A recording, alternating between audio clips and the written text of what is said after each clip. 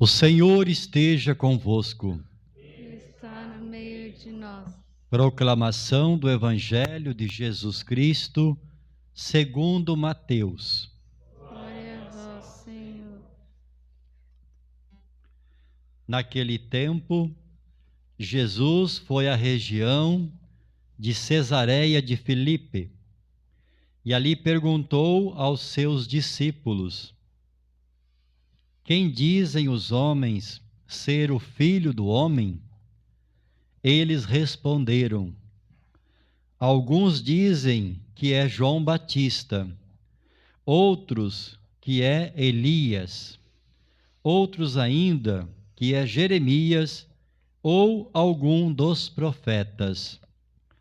Então Jesus lhes perguntou: E vós, quem dizeis que eu sou? Simão Pedro respondeu: Tu és o Messias, o Filho do Deus vivo.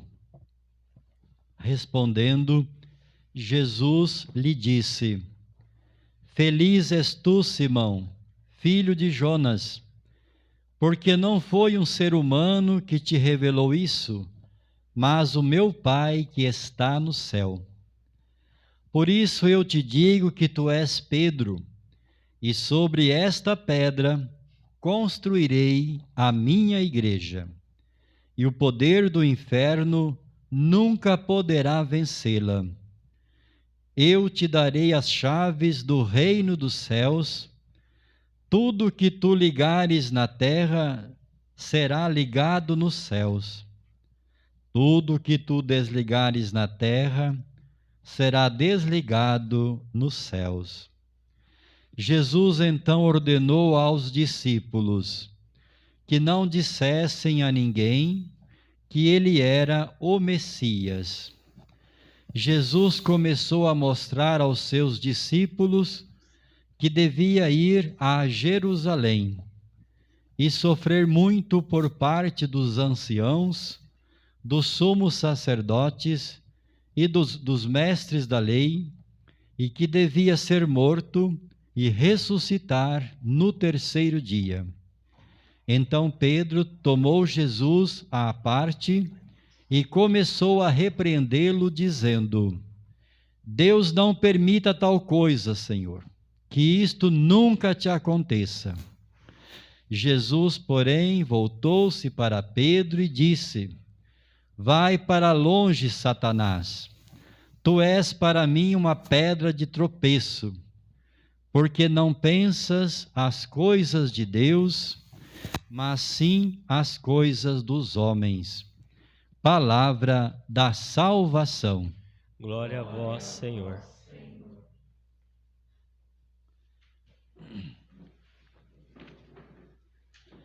Louvado seja nosso Senhor Jesus Cristo. Para sempre seja louvado. Irmãos e irmãs, nós estamos refletindo já há alguns dias, desde domingo, a travessia do povo, narrando as leituras, narrando a travessia do povo que saiu do Egito em direção à terra prometida, passando pelo deserto, tendo Moisés como líder.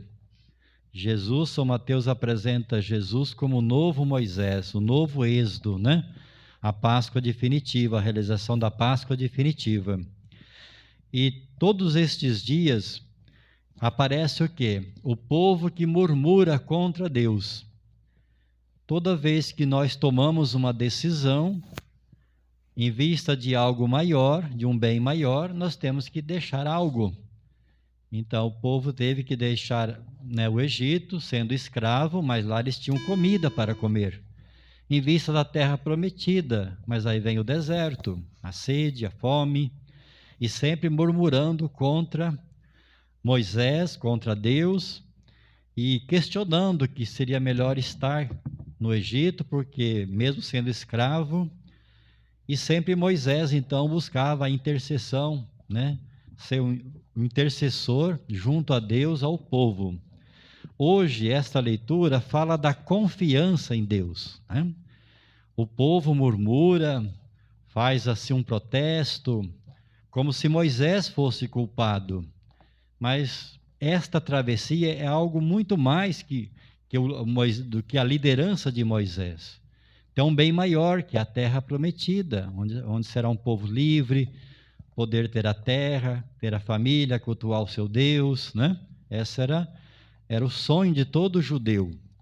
Bem, Moisés também tinha suas desconfianças. Quando diz que ele percutiu ali 2 vezes a vara na rocha, é justamente porque também havia uma certa desconfiança. Então a leitura mostra, né, que em primeiro lugar é confiar na ação de Deus. E para confiar na ação de Deus tem que ter fé. Nós hoje também. Quantas vezes também nós nos deparamos com situações, não percebemos a ação de Deus. Ficamos talvez só naquilo que é visível, né, no material, no sociológico, mas a ação de Deus vai além daquilo que nós vemos. E a culpa, então, atribuída a Moisés. Aqui é outro ensinamento, porque não era propriamente Moisés estava fazendo a partir de um chamado de Deus, né, da sua missão. Então, na nossa vida também, quando as coisas vão muito bem, então é fácil a gente talvez elogiar o líder, mas quando as coisas não vão bem, nós achamos um culpado. Mas a leitura mostra, se as escolhas feitas são escolhas erradas, a pessoa pode sofrer consequências. Quem escolhe Deus, por mais que passe por tribulações, mas a sua vida tem sentido e ele sempre vai ser mais feliz e vai viver na presença de Deus. Então, que Deus nos dê esta graça da confiança, né? O Salmo 94, esse salmo nós rezamos no ofício, né? A liturgia das horas que os religiosos, nós padres, é o ofício da manhã, justamente, ela responde a esta leitura, né? Oxalá ouvisseis hoje a sua voz, não fecheis os corações como em Meriba, né? Tem outros refrãos também. Não fecheis o vosso coração, mas ouvi a voz de Deus. E ouvir a voz de Deus é quando nós ficamos no silêncio, né? Ele fala no fundo da nossa consciência, a voz de Deus. E esse salmo, então, ele responde em forma de oração à leitura. O evangelho, este evangelho é muito usado também no dia da festa de São Pedro e São Paulo, né? Porque ele fala da igreja, de Pedro. E hoje ele é mais extenso ainda. Então, a primeira parte ele é mais cristológica e a segunda parte mais eclesiológica. A primeira parte, quando Jesus, depois do seu ministério, aqui Jesus decide ir para Jerusalém, e esta decisão de ir a Jerusalém não é uma decisão simplesmente um caminho geográfico, mas é teológico, é espiritual, porque lá vai acontecer o desfecho final, né? Tudo vai acontecer em Jerusalém. Ele até anuncia aqui a sua paixão.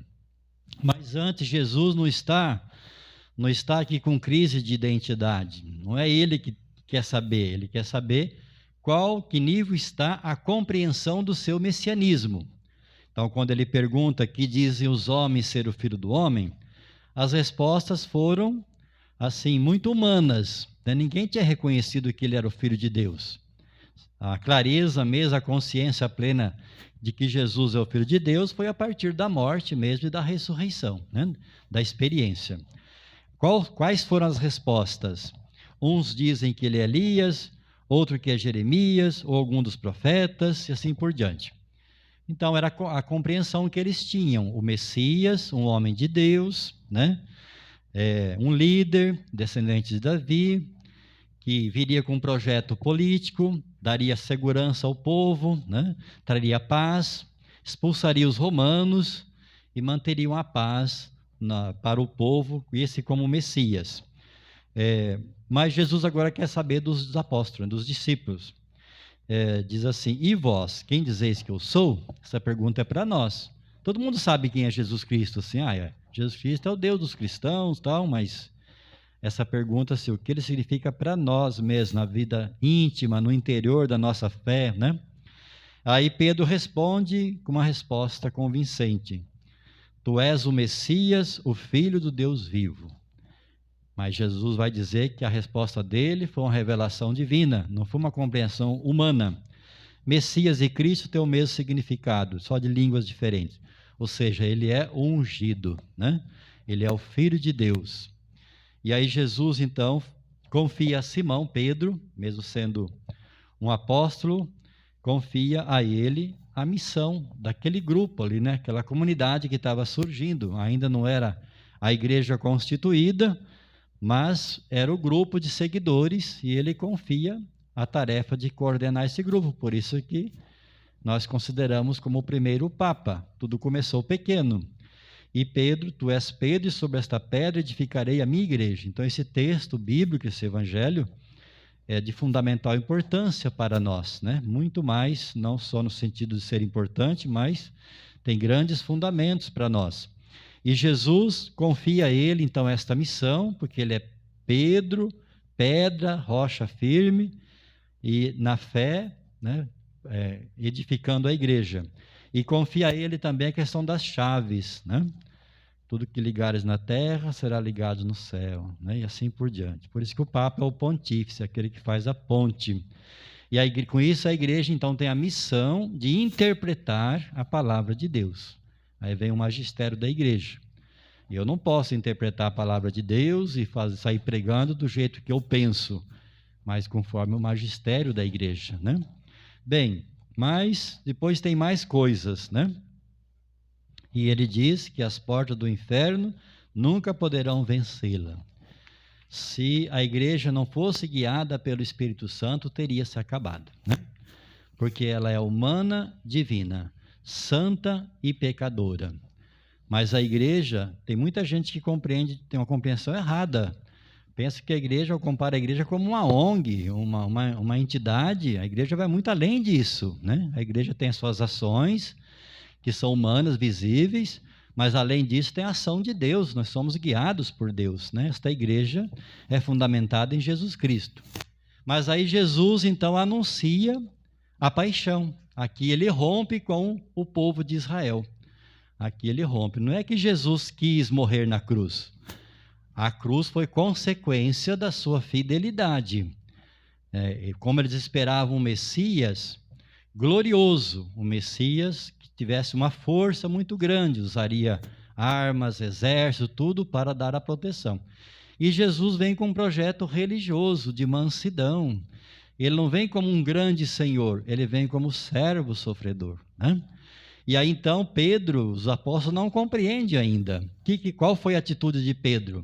Quando ele anunciou que ele ia para Jerusalém, ia sofrer por parte dos anciãos, sumos sacerdotes, os mestres da lei. Ele seria morto, mas iria ressuscitar no terceiro dia. Pedro quis poupar Jesus deste sofrimento, né? E por Jesus vai chamá-lo de Satanás. Aqui não é bem assim que Jesus mandou Pedro se afastar. Nas traduções corretas é: Pedro, fique atrás de mim, viu? Você é discípulo, você não é o mestre. Então fique atrás de mim. Porque é uma expressão pesada, né? Afasta-te de mim, Satanás. Como se Pedro fosse um diabo, né? Na verdade, essa atitude de Pedro é como se ele quisesse impedir Jesus fazer a vontade de Deus. Então o projeto de Jesus, se ele não assumisse a cruz, ele estaria sendo infiel ao Pai. E ele veio para fazer a vontade do Pai. Então as coisas dentro daquele contexto, aqui ele rompe com Israel. Então ele vai ser Messias agora do jeito dele, para fazer a vontade do Pai, não do jeito que eles esperavam. Então ele assume a cruz, que era a morte mais violenta, né, mais humilhante da época, mas a cruz depois traz a vida, né, a ressurreição. Então ele passa pela cruz, pela maldade das pessoas. Não foi porque ele escolheu, tenho que morrer na cruz, porque ele foi enviado por amor, né? Deus o enviou por amor a nós, por amor à humanidade. Então, tu és para mim uma pedra de tropeço, né? E Jesus não poderia compactuar com esta postura de Pedro. Depois Pedro vai entender, né? Depois, na hora da morte, ele nega, mas depois Jesus continua confiando nele e ele deu a vida. Então, vejam bem, os apóstolos eram humanos, como nós, tiveram suas fraquezas. Pedro negou, mas ele era um homem de fé. Ele acreditou, ele reconheceu e foi confiado a ele. Todos eles deram a vida por Cristo. Então, que Deus nos ajude, né? O que é amar? O que é assumir a cruz? No dia do nosso batismo, é a marca. Todos nós participamos da vida de Cristo, né? Participamos da sua vida, como batizado, todos nós somos sacerdotes, somos profetas, somos pastores. Então, assumir a cruz é a capacidade de amar, né? Viver as exigências do Evangelho, não é pensar só num pedaço de madeira, mas quem ama se doa. Quanto mais nos amamos, mais nós temos força para nos doarmos a Deus, às pessoas. Então, que esta palavra seja para nós animadora e que cada um tenha a sua cruz, né? Tem a cruz da idade, a cruz da doença, das perdas. Algumas vezes nós buscamos algumas cruzes, nós até criamos cruzes, mas se a cruz sem Deus, com Deus já é pesada, imagina sem Deus, né? Então, a cruz, olharmos esta capacidade de amar, porque Deus é amor. E esse é o nosso sentido, é o motivo da nossa vida. A nossa vida não vai terminar na cruz, na derrocada, mas na glória de Deus, né? Na vida plena que Deus nos oferece. E que diante, então, das tentações, porque Jesus foi tentado aqui, foi um tipo de uma tentação, né? Por meio de Pedro, que nós possamos perceber sempre, reconhecer a ação de Deus. Mesmo naqueles momentos mais difíceis, quando parece que tudo está escuro, não vê perspectiva nenhuma, mas a fé, essa fé que nós temos, ela é uma luz interior, que nos ajuda a enxergar mesmo em meio à escuridão. Por isso, no dia do batismo se dá aquela velhinha, né? Ali os pais entregam para o filho a transmissão da fé. O batizado é iluminado por Cristo. Então, que esta luz de Deus que está dentro de nós, que é a nossa fé, que ela possa brilhar para ajudar outras pessoas, né? É o nosso testemunho. E assim seja. Amém.